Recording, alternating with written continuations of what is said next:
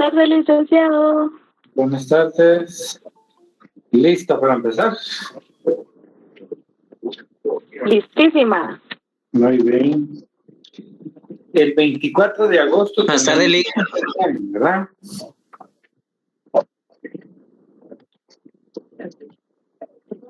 Ujú, 24 de agosto, vamos a ver. Y tenemos la otra, es el día martes. Martes.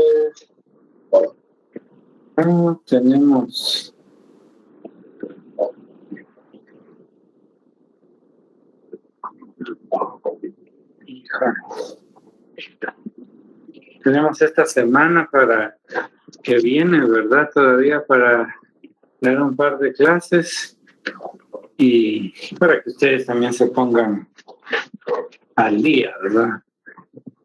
Bueno, vamos 154 alumnos, 153. Bueno, creo que ya es un número considerable. Vamos a arrancar, vamos a darle continuar nuestra clase. Solo le voy a admitir al último y los demás me esperan un momento. Bueno, dentro de los principios fundamentales de las organizaciones sindicales, tenemos la libertad sindical, la exclusividad, la unidad, democraticidad, pluralidad y tenemos la capacidad. Bueno, dentro de estos principios fundamentales de las organizaciones sindicales, se refiere el primero, como ya lo habíamos mencionado, a esa libertad sindical como un mecanismo que incluso evita que el Estado promueva su disolución, su intervención, porque atentaría en contra de la libertad sindical en el caso pues pretendieran tener algún tipo de intervención.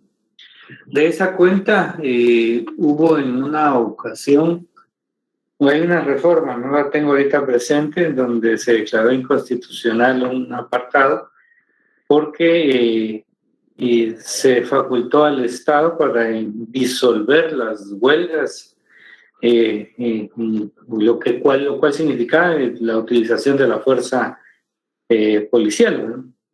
Pero fue declarado inconstitucional porque eso atenta contra la libertad sindical.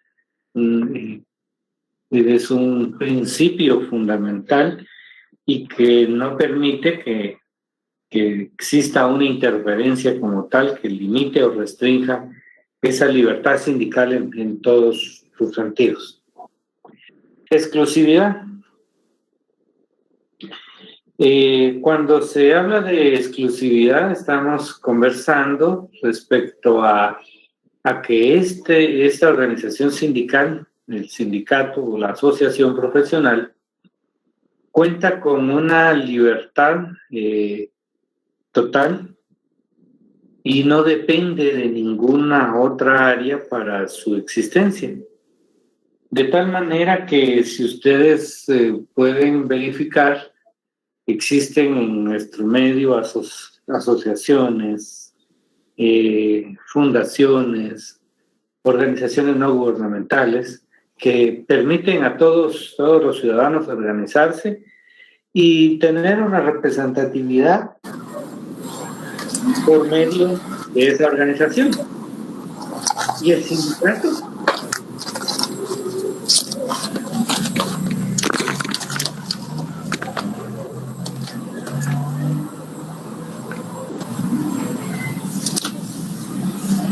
Kimberly activó su... Sí, ya lo cerré. Entonces les decía que el sindicato funciona de tal manera. Es decir, funciona, por supuesto, para actividades propias de la organización sindical, es decir, funciona con personería propia. No depende de ninguna otra, así como las demás asociaciones que son creadas, se inscriben, funcionan como tal y tienen su representatividad, su representación.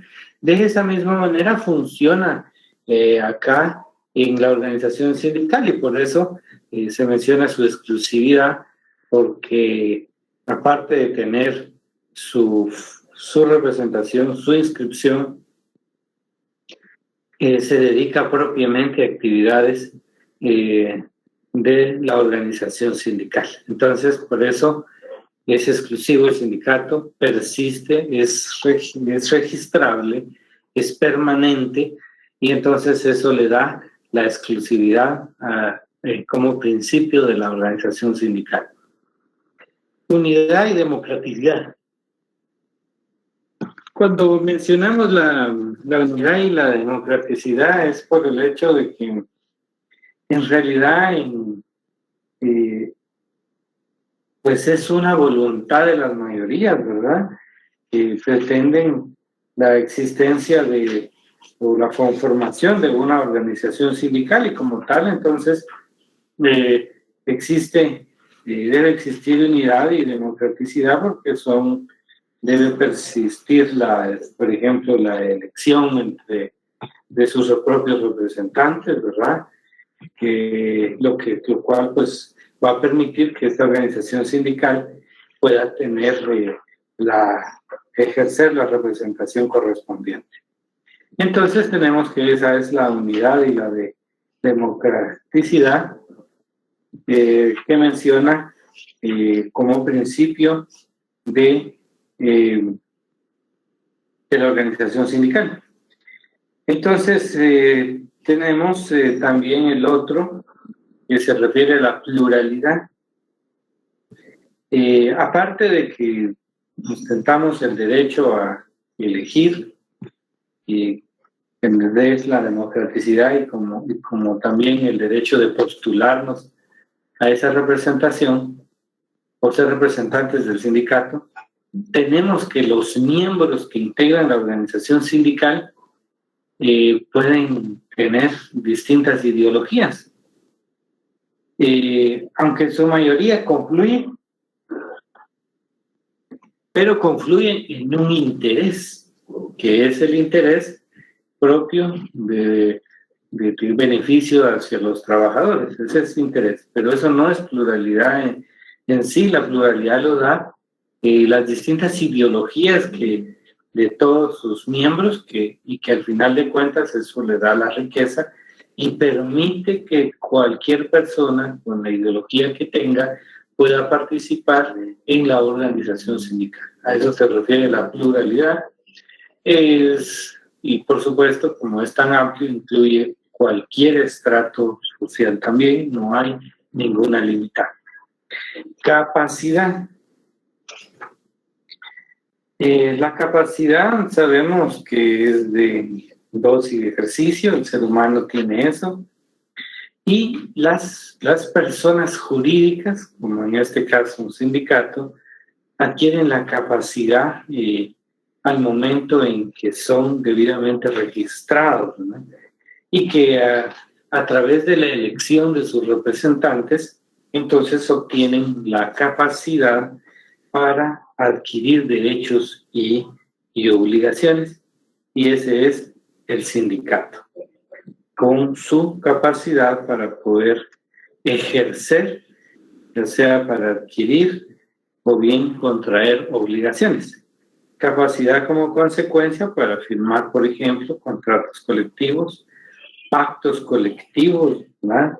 Representar al sindicato a sus miembros por medio del comité ejecutivo, quienes, al ser integrantes, tienen también la capacidad de representación de esa organización sindical, ya sea por un par de miembros o la totalidad de los miembros del comité ejecutivo de la organización sindical.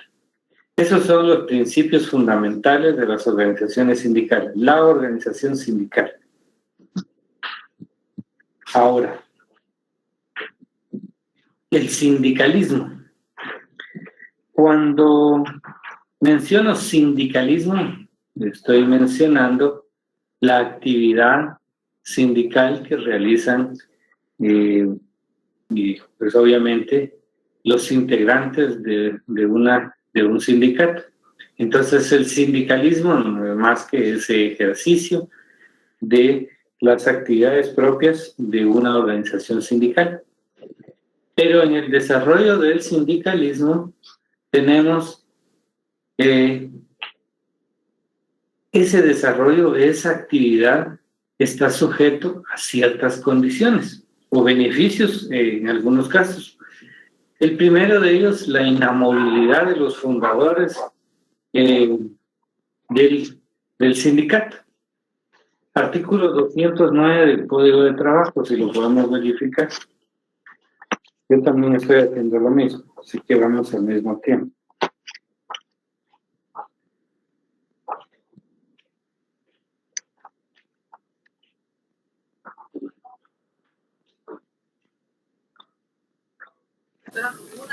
Artículo 209. Sí. Los trabajadores no podrán ser despedidos por participar en la formación de un sindicato. Gozan de inamovilidad a partir del momento en que den aviso por cualquier medio escrito a la Inspección General de Trabajo, directamente o por medio de la delegación de esta en su jurisdicción, que están formando un sindicato y gozarán de esta protección hasta 60 días después de la inscripción del mismo. Si se incumpliere con lo establecido en este artículo, él o los trabajadores afectados deberán ser reinstalados en 24 horas y el patrono responsable será sancionado con una multa equivalente de 10 a 50 salarios mínimos mensuales vigentes para las actividades no agrícolas, debiendo además pagar los salarios y prestaciones económicas que estos hayan dejado de percibir. Si el patrono persiste en esta conducta por más de 7 días, se incrementará en un 50% la multa incurrida. Si algún trabajador incurriera en alguna causal de despido de las previstas en el artículo 77 de este código, el patrono iniciará incidente de cancelación de contrato de trabajo para el solo efecto de que se autorice el despido. Muchísimas gracias.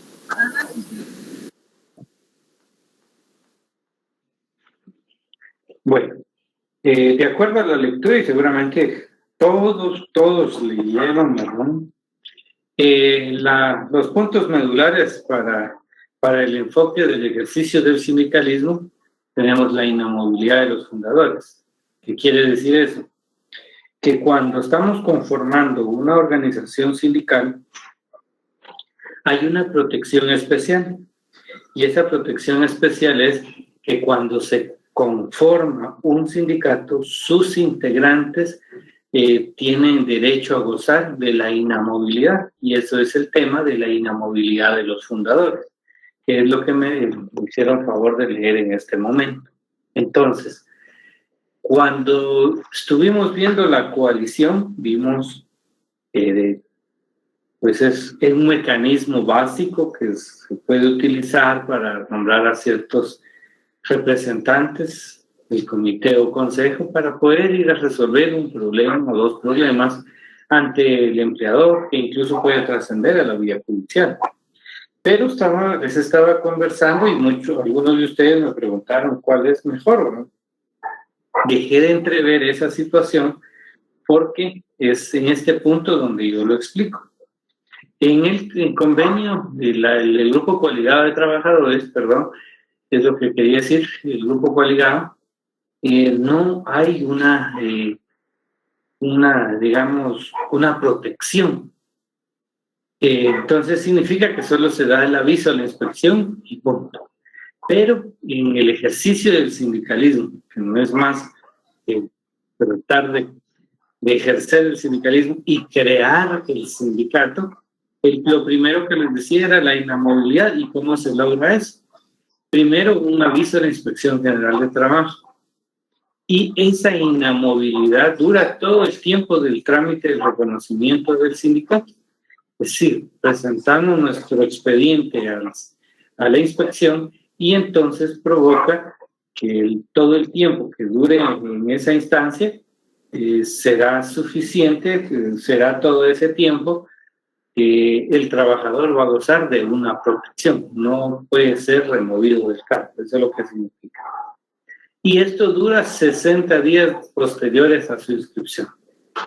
Es decir, que desde ya les estoy indicando que este es un beneficio realmente muy importante que se le otorga a los sindicatos. Al contrario del grupo coligado de trabajadores que están desprotegidos, no entran en esta protección, y entonces se tiene la desventaja que si el empleador se da cuenta que están conformando un grupo coligado, puede creer que puede afectar sus intereses e incluso puede despedirlo. Y entonces tenemos que la organización sindical tiene un beneficio mayor y que puede ser útil para los trabajadores. No sé si era de esta sección el compañero que consultó la clase anterior, no sé si escuché bien que en San Pedro le estaban haciendo una consulta, pues creo que por ahí va orientada la respuesta. Yo no recomiendo conformen grupos coaligados, sino que mejor sindicatos. Grupos coaligados es de repente una cuestión muy, muy ínfima, muy, muy irrelevante, pero que puede utilizarse, pero mientras no sea de esa naturaleza o de esa categoría, yo recomendaría un sindicato porque desde el inicio los trabajadores se encuentran protegidos. Y en el artículo 209, que muy acertadamente leyeron, ¿qué sucedería si se empieza a conformar un sindicato y los trabajadores muy, muy, muy vivos, muy, muy diligentes, dan el aviso a la Inspección General de Trabajo? A partir de la recepción de ese aviso, pues ya gozan de la protección correspondiente para no ser removidos de sus cargos. Bueno, pero ¿qué sucede si entonces el empleador pues igual dice, esta es mi empresa y yo hago lo que yo quiero, ¿no? Y despide a los trabajadores? ¿Qué sucedería? Se aplicaría el segundo párrafo del 209 en el sentido de que pues tendría que reinstalarlos, y ahí dice que es en un plazo de 24 horas. Aunque de hule, diría yo, no he visto una reinstalación en un tiempo tan corto. Entonces, vamos a ver más adelante que no solo se trata de llegar al juzgado y decir, mire, está emplazado y reinstálenlo. Aunque en términos teóricos así es, pero se plantea un incidente pues, de reinstalación, y eso es lo que se debe de realizar. Entonces tenemos que si alguien lo despiden cuando se está conformando un sindicato, es una inamovilidad, tiene el derecho a la inamovilidad, y si lo hace, pues va a ser reinstalado, aparte del pago de las multas que van a imponerle los órganos jurisdiccionales al empleador por haber incurrido en ese tipo de falta. Pero si en caso del trabajador pues comete una falta de trabajo, pues tampoco puede decir, bueno, soy inamovible, ahora pues puedo hacer lo que quiera. No funciona así, sino que igual derecho tienen los trabajadores, al igual que el empleador, pero en este caso el empleador va a solicitar permiso para despedir al trabajador.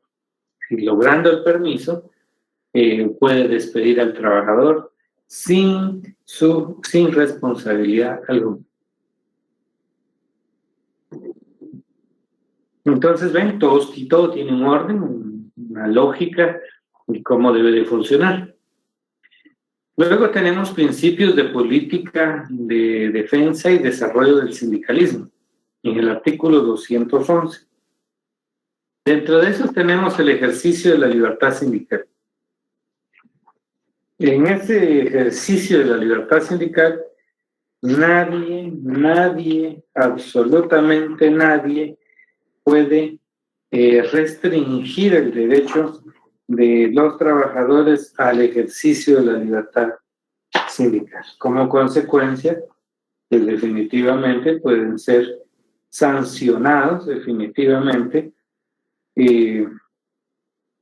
los empleadores por tomarse la libertad de pretender restringir el ejercicio de la libertad sindical.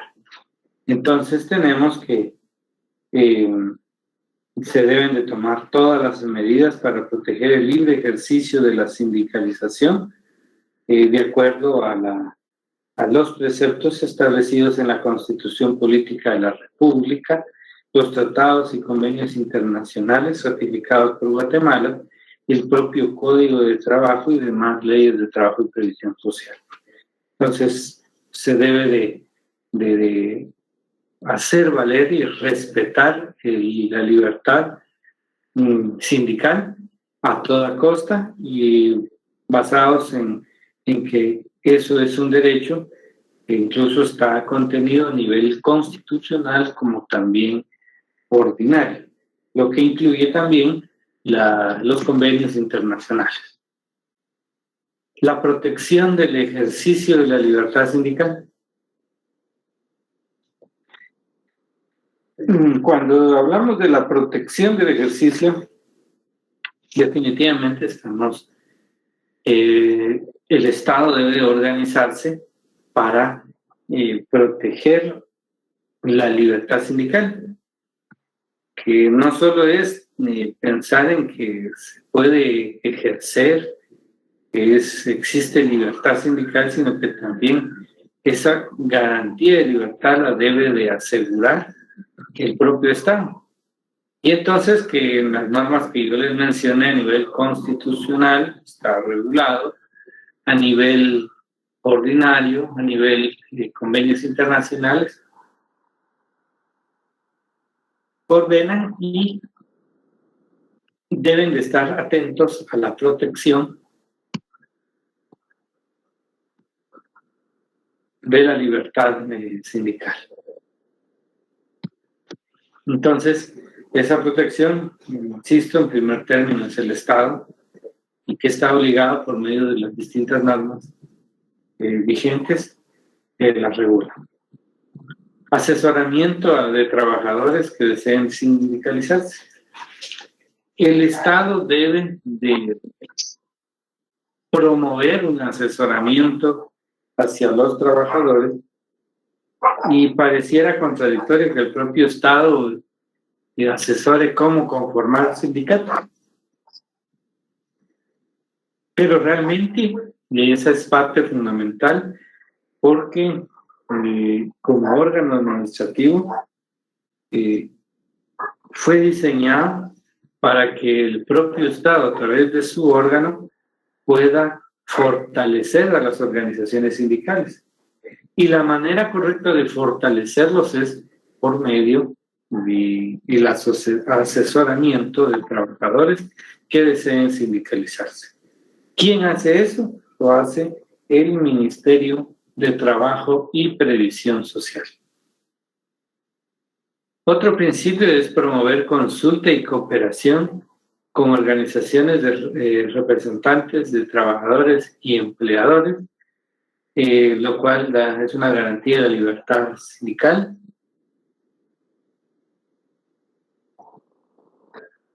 La cooperación es fundamental, mientras tenemos que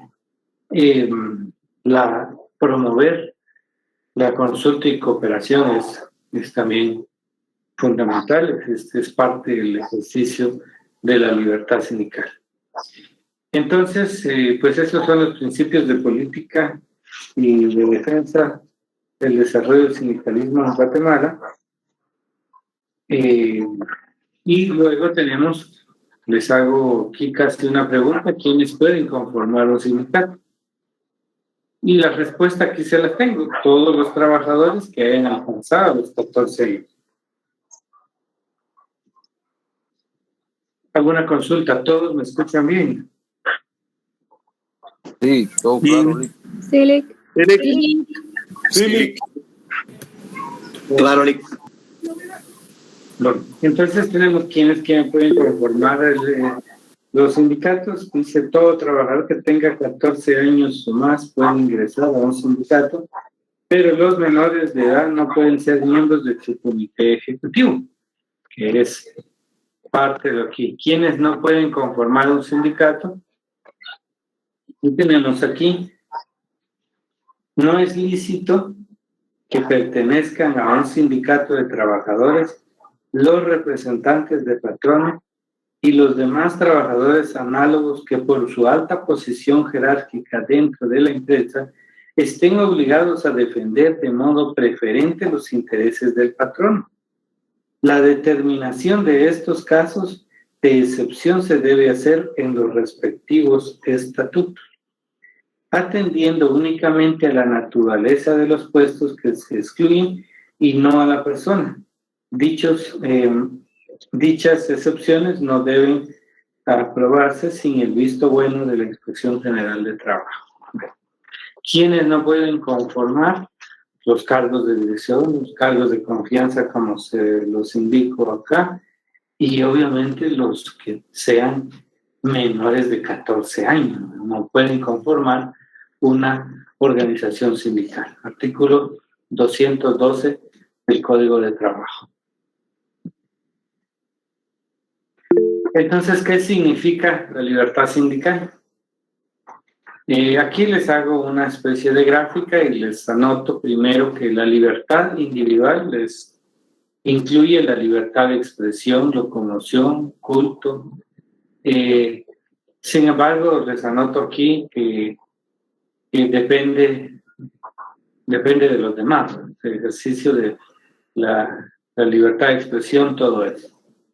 La libertad social debe unirse para realizar derechos y libertades, coaliciones, asociaciones que puedan crear. Entonces es una libertad social, es decir, el derecho a unirse. Pero la libertad sindical es el derecho en sí a constituir organizaciones sindicales, derecho a ingresar a organizaciones sindicales, derecho del sindicato a ser respetado como persona también. Eso es la libertad sindical. Y hay otra, la libertad, le llaman dentro de esa negativa, que es incluso el derecho de separarse de las organizaciones sindicales. Es otro derecho también. Pero entonces eso es el significado de la libertad sindical, que trasciende más a esa libertad individual como de expresión, de locomoción, o la libertad social, porque la libertad sindical pues busca un mecanismo donde se reconozca el derecho de la organización sindical, de tanto de ingresar a la organización, y el derecho que sea reconocido como una persona de carácter jurídico. ¿Quiénes son los sujetos de la libertad sindical? En primer lugar, trabajadores, son los titulares por excelencia. En segundo lugar, las organizaciones sindicales.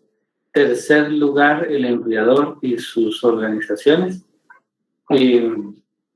Poco o nada de uso aquí, crearon sus asociaciones, cámaras de comercio, es una observación que ya habíamos puesto. Entonces, el empleador y sus organizaciones, pero cuando se habla de sus organizaciones se está mencionando de manera directa la posibilidad de organizarse como sindicato, pero sabemos que ellos se organizan por medio de cámaras de comercio o bien asociaciones.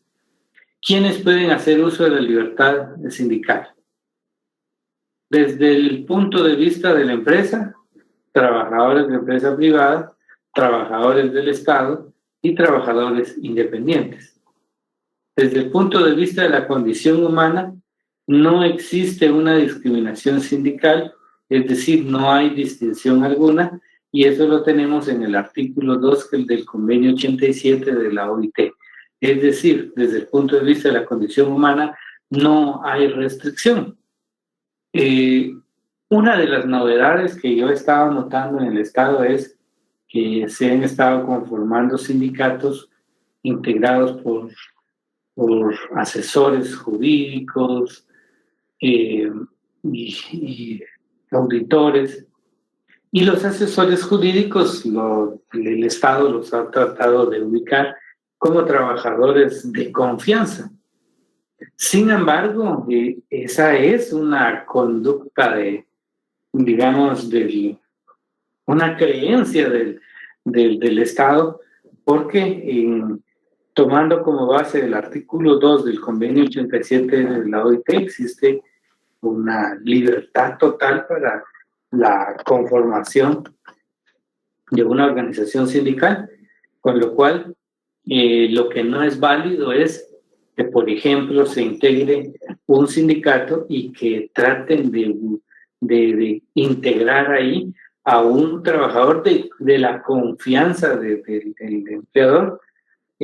Pueden ser directores, ¿verdad? Eso no es posible, por lo cual pues siempre van a responder a los intereses de la empresa. Pero, por ejemplo, el ejemplo que yo les daba, que es algo un poco novedoso, los asesores jurídicos que siempre han estado del lado del representante de gobierno, actualmente ya se han estado organizando y ya se cuentan con algunos sindicatos, y lo ha permitido la inspección, porque aunque el empleador les diga que son trabajadores de confianza, ellos son iguales dentro de su propia organización. Es decir, si se les lograra determinar que son trabajadores de confianza, entonces todos ellos son trabajadores de confianza y con el derecho a conformar. Pero pues es un exceso, pienso yo, que lo que están haciendo el Estado, porque el trabajador de confianza no necesariamente es el asesor jurídico, es una figura técnica que existe en las organizaciones del Estado, y que eso no le da la categoría de trabajador de confianza, porque no necesariamente es de esa manera. El ejercicio de la libertad sindical, entonces, significa constituir, afiliarse y hacer uso de la autonomía sindical.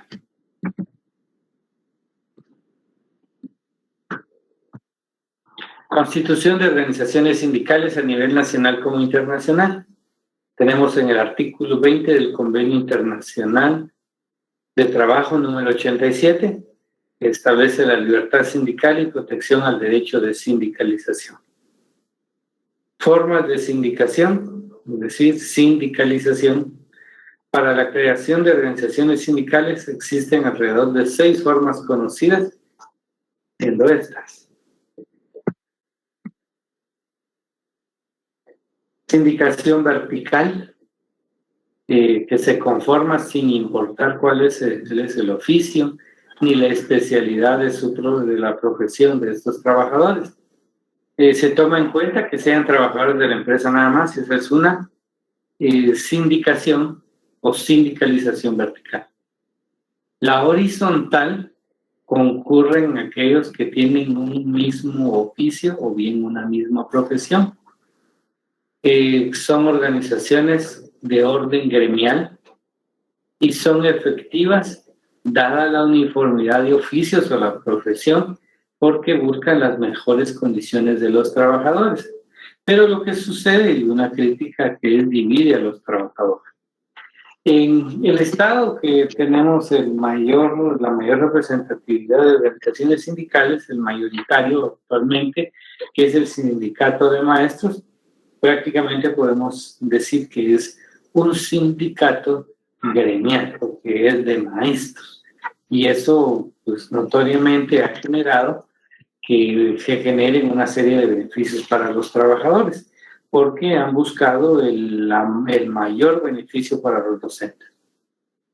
Sindicación por industria.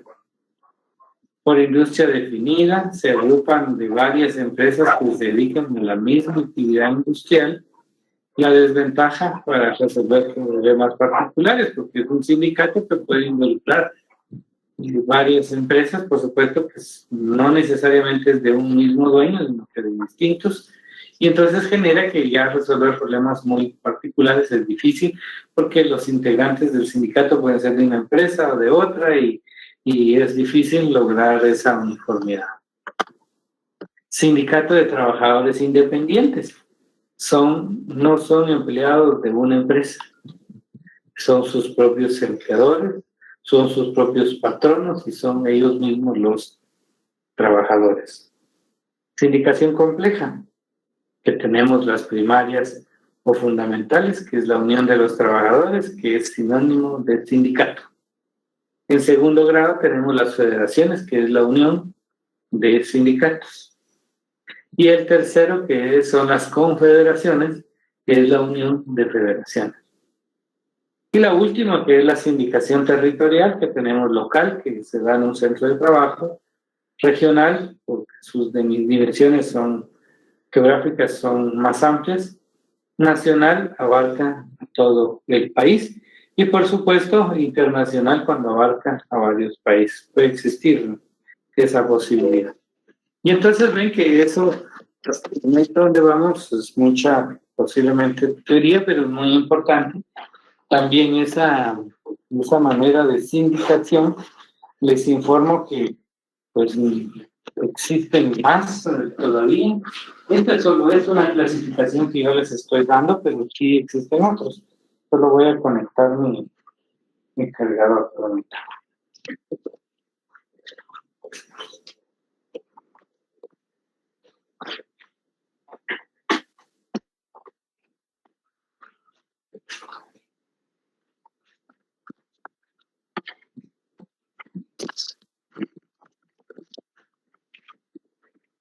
Bueno, entonces, ¿tienen alguna duda hasta el momento?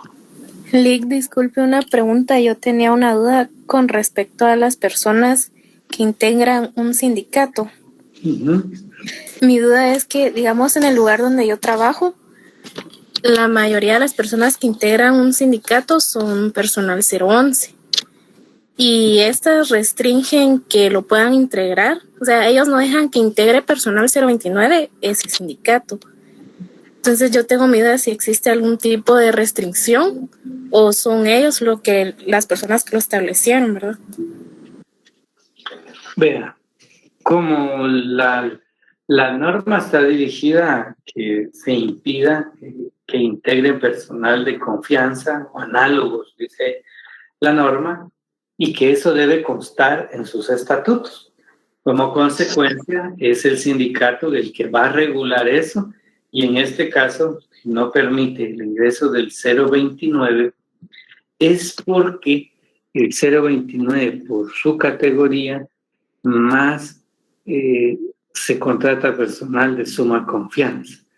Y entonces, por esa razón, seguramente tienen restringido el ingreso del 029. Eso está en los estatutos del sindicato.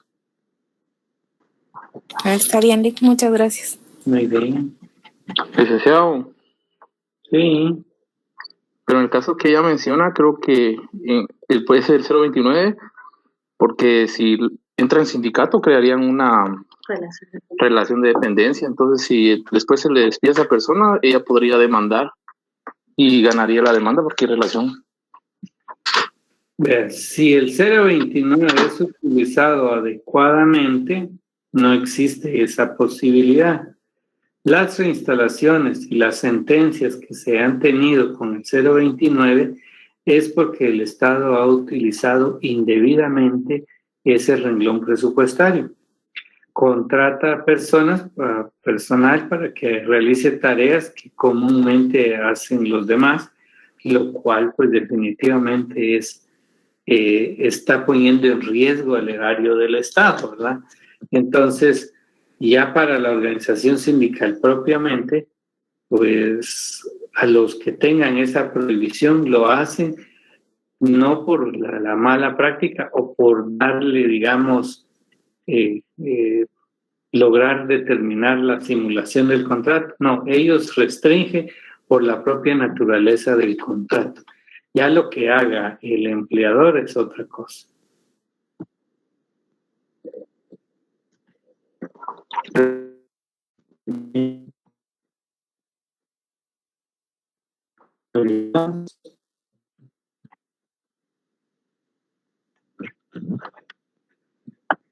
Licenciado, muy buenas noches. Muy bueno. Le quería hacer dos consultas. La primera era con relación a la inamovilidad de fundadores del sindicalismo. Ajá.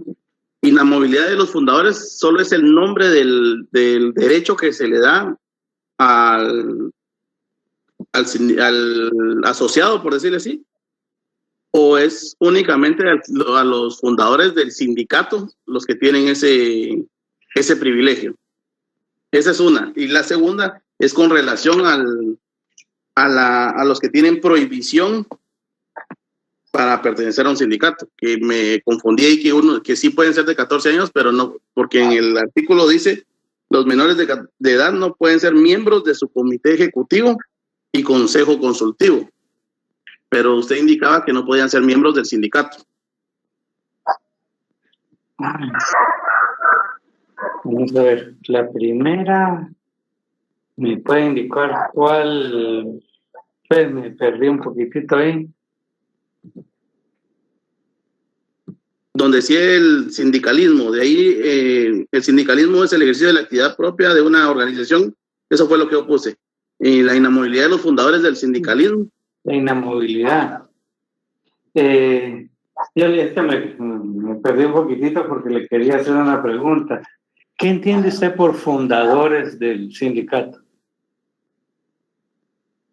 Fundadores del sindicato me imagino que son los que crearon el sindicato en alguna empresa.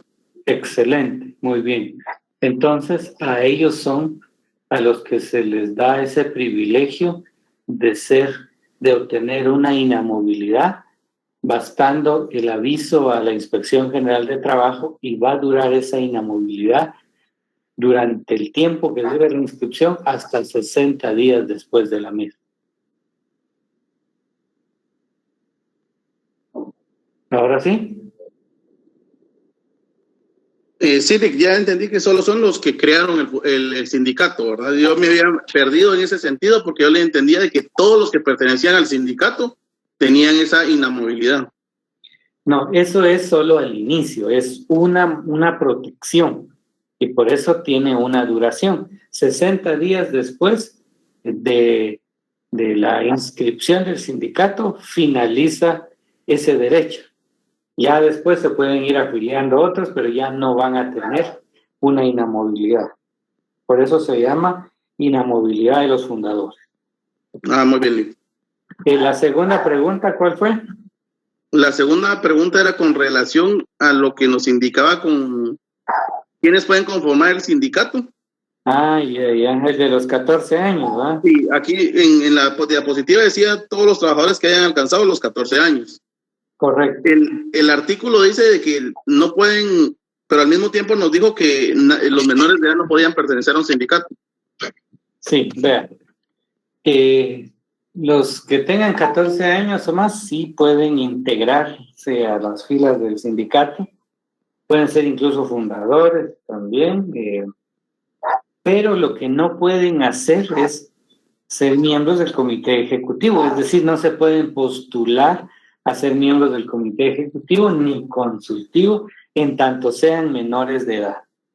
Llegando a la mayoría de edad ya lo pueden hacer, pero eso sí, teniendo 14 años sí pueden ser miembros del sindicato. Eso es lo único. Ahora la pregunta sería con relación a lo que usted acaba de decirle. Como ellos son miembros fundadores, ¿ellos sí tendrían derecho a la inamovilidad? Claro, así es. Gracias, Lick, muy amable. Muy bien. ¿Alguien más?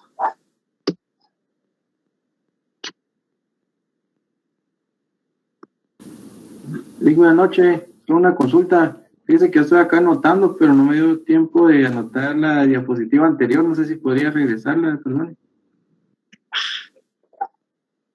Sí, no, usted parece que era la pregunta del curso. Es que yo quiero entrar a la siguiente. No sé si era esa.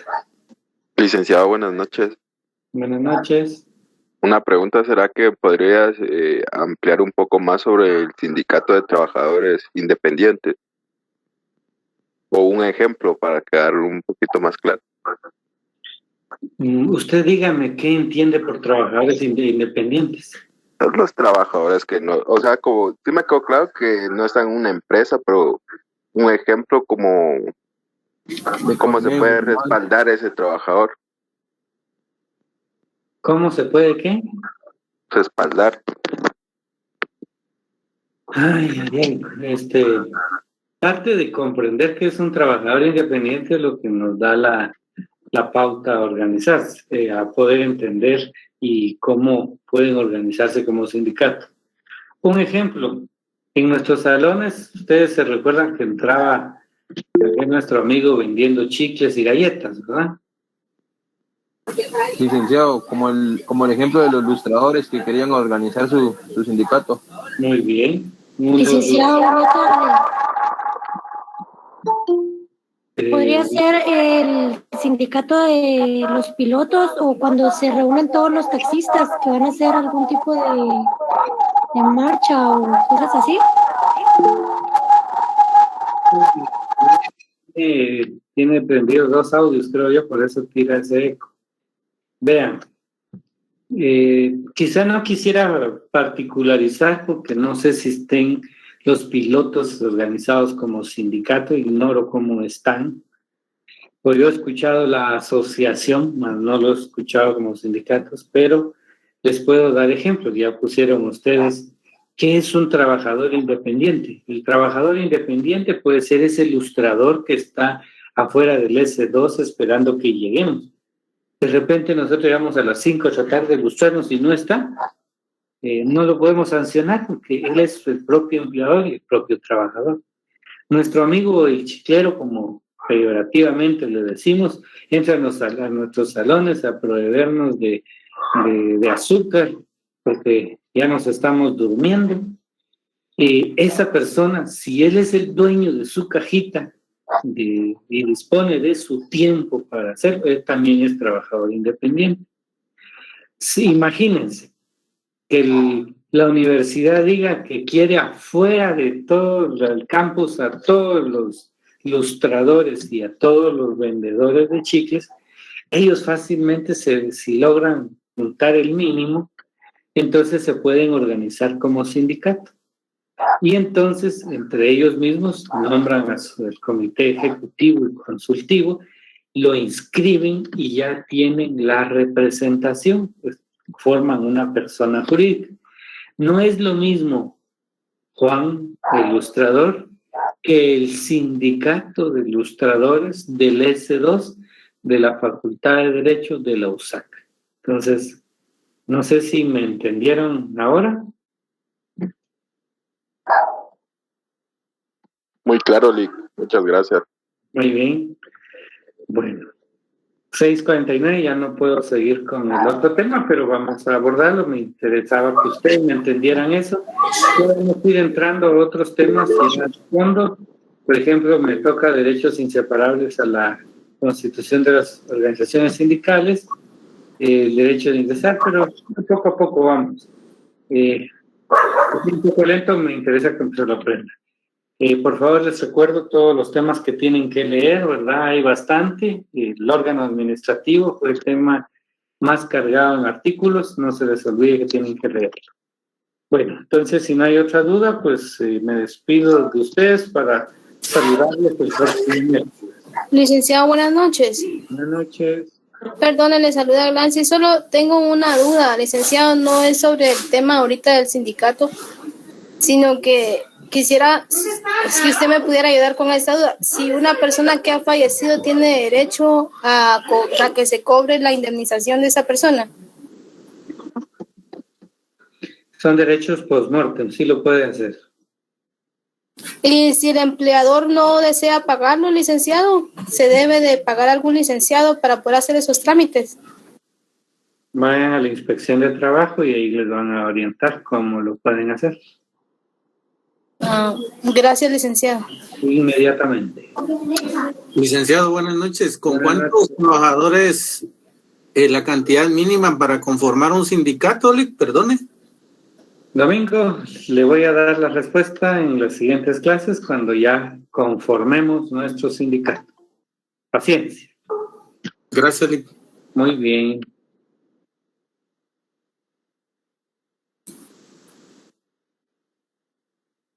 Feliz noche, Lick. Buenas noches. Feliz noche, Lic. Buenas noches, descansen.